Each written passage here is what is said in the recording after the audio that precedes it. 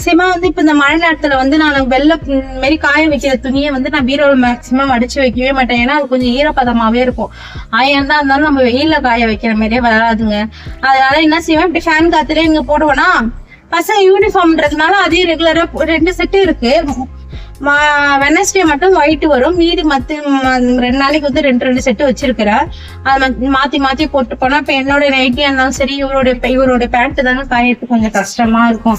மத்தபடி மீதி துணியெல்லாம் கூட நான் அந்த ஃபேன் காத்துலயே சாரி, என்னுடைய ட்ரெஸ் எல்லாத்தையும் நான் வந்து காய வச்சிருவேன்.